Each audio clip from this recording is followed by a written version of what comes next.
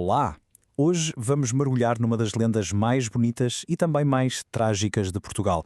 É a história de três rios que, segundo se conta, nasceram com alma de gente bem lá no coração da Serra da Estrela. A lenda começa logo com este tom, um tom quase sagrado. E reparem, não estamos a falar de rios normais. Eram espíritos vivos, moldados a partir da neve que derretia e de sonhos antigos. A própria montanha era a sua mãe. Muito bem.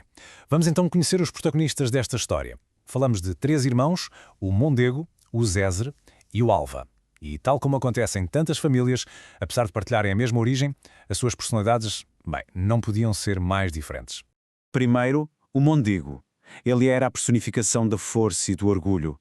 Aquele irmão que se atirava por cascatas, sempre muito consciente do seu próprio poder. Sentia-se destinado à grandeza. A seguir, temos o Zézer. Se o Mondego era a força, o Zézer era pura velocidade. Impulsivo, ousado, sempre a serpentear por entre os rochedos, a desafiar tudo e todos. Para ele, a rapidez era, sem dúvida, a maior de todas as virtudes. E por fim, o Alva. O mais novo era um poeta. Enquanto os irmãos andavam em competição, ele preferia ficar ali, deitado num charco tranquilo, a admirar o reflexo das estrelas na água. Era movido pela beleza, não pela ambição. E aqui fica bem claro o conflito que já se adivinhava. De um lado, a força e a velocidade. Do outro, a contemplação e a beleza. Estas naturezas tão distintas estavam inevitavelmente destinadas a colidir. E a tranquilidade da serra acabou por ser quebrada numa tarde, quando o orgulho falou mais alto. O que era uma simples conversa transformou-se num desafio que ia selar o destino dos três irmãos para todo o sempre. E aqui está ela, a faísca que incendiou tudo.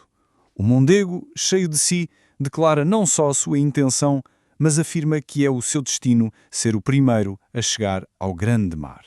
Uma afirmação de pura soberba. A resposta do Zézer foi claro, imediata e feroz. A sua natureza competitiva não podia aceitar um desafio destes. Para ele, a honra estava na velocidade, na audácia, e não ia deixar que o irmão o superasse. E pronto, estava selado o pacto. O Alva achava aquilo tudo uma loucura completa, mas para o Mondego e para o Zézer, não. Para eles era uma questão de honra, um teste de destino que eles simplesmente não podiam ignorar. A corrida estava lançada. Passemos agora à corrida. O mais fascinante é que esta corrida não começa de forma justa. De todo. Começa com astúcia, com pressa e, tragicamente, com esquecimento. Esta imagem mostra perfeitamente a partida desigual. O Mondego, muito astuto, parte sorrateiramente, em silêncio. O Zézer acorda, percebe a manobra do irmão e lança-se logo em perseguição. E o Alva? O Alva continua a dormir, a sonhar com as estrelas, completamente alheio ao drama que já tinha começado. Quando o Alva finalmente acorda, já com o sol bem alto, o seu mundo desaba. O silêncio na montanha é ensurdecedor. O seu arrependimento depressa se transforma numa fúria cega, desesperada. E este é o momento do pânico. O Alva percebe o seu erro, a sua distração, e num ímpeto de raiva e arrependimento, lança-se montanha abaixo, determinado a não ficar para trás. E aqui a tensão atinge o seu auge. Perto das planícies de Coimbra, o Alva, a espumar de fúria, avista finalmente o irmão Mondego. O seu grito ecoa, cheio de mágoa e de fúria.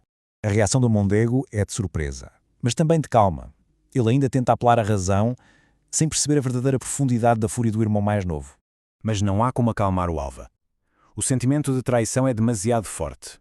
Cego de raiva, ele atira-se fisicamente contra o Mondego, a tentar desviá-lo do seu curso à força. E chegamos ao clímax trágico da lenda. Para acabar com a luta, o Mondego não tem outra opção senão absorver o seu irmão furioso. O grito do Alva, uma mistura de raiva e rendição, perde-se nas águas do Mondego. Mas a história não acaba aqui. Este encontro violento e mítico deixa uma marca permanente, não só na memória das pessoas, mas na própria geografia do lugar. As pessoas que viviam naquelas terras assistiram a este confronto de titãs e, assustadas, só conseguiram descrever o que viram com uma palavra que daria nome àquele local para sempre. E essa palavra foi raiva. O nome do lugar ficou como um memorial eterno, não só ao encontro em si, mas também ao temperamento impetuoso do Alva, cuja fúria acabou por selar o seu próprio destino. E assim termina a jornada dos três irmãos. O Mondego vence, sim, mas a sua vitória é amarga. O Zézer, ao perceber que não pode vencer, entrega as suas águas ao Tejo com dignidade. E a Serra da Estrela, a mãe, testemunhou tudo e guardou a história para sempre na sua memória de pedra. Fica a pergunta, não finca. Esta é apenas uma das histórias que moldaram a paisagem de Portugal.